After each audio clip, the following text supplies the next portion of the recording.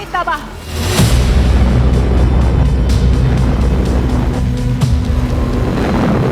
सैन्य प्रमुखों की मौत।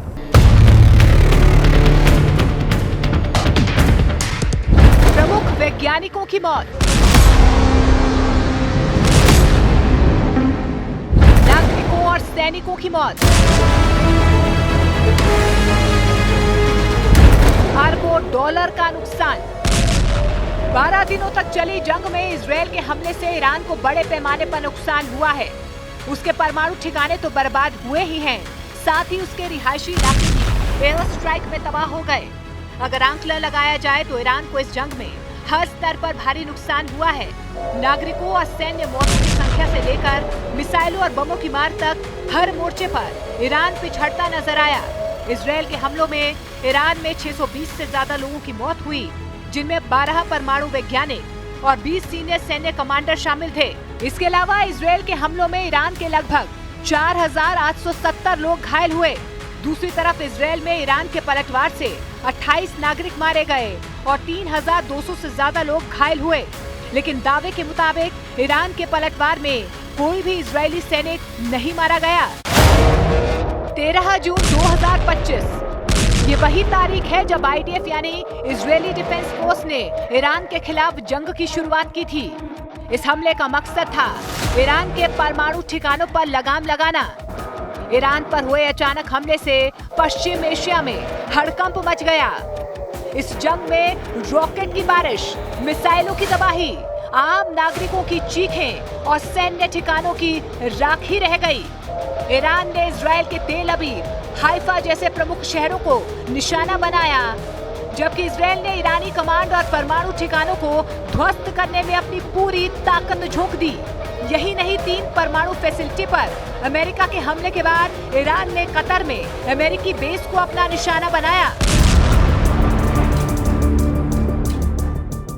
तभी अमेरिकी राष्ट्रपति डोनाल्ड ट्रंप ने दोनों देशों के बीच सीज फायर का ऐलान कर दिया।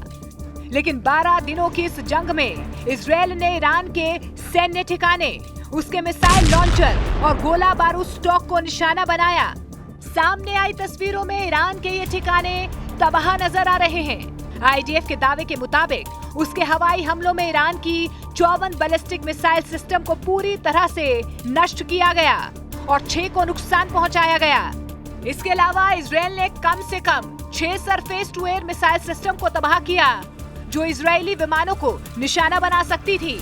इसके साथ ही इजरायली हमलों में ईरान के 12 AH-1J कोबर हेलीकॉप्टर, 3 लड़ाकू विमान और एक टैंकर विमान भी तबाह किया गया।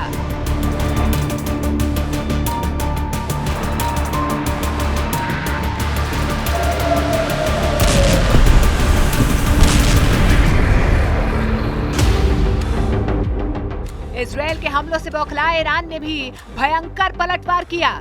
ईरान के मिसाइल हमलों में तेल अवीव, हाइफा और वीर शेवा शहर को काफी नुकसान हुआ है।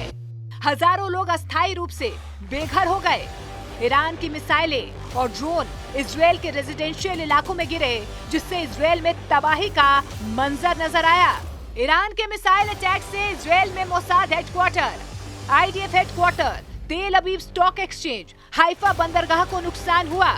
इसके साथ ही हाइफा नौसैनिक अड्डे और तेल रिफाइनरी और सोरोका मेडिकल सेंटर पर भी ईरान की मिसाइलें गिरी, जिससे वहां पर तबाही नजर आई।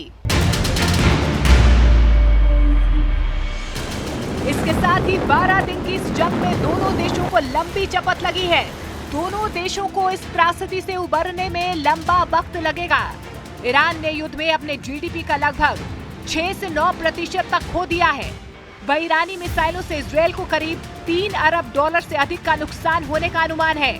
इसके साथ ही अमेरिका को इस ऑपरेशन से लगभग $102 अरब के नुकसान होने का अनुमान है। हालांकि इस बर्बादी के बीच अब ईरान फिर से अपने परमाणु ठिकानों की मरम्मत करने में जुट गया है, जिससे इस जंग के दोबारा शुरू होने की आशंका गहरा गई है। अगर ऐसा हुआ तो ईरान और इजरायल दोनों की तबाही की तस्वीरें फिर से सामने आने लगेंगी।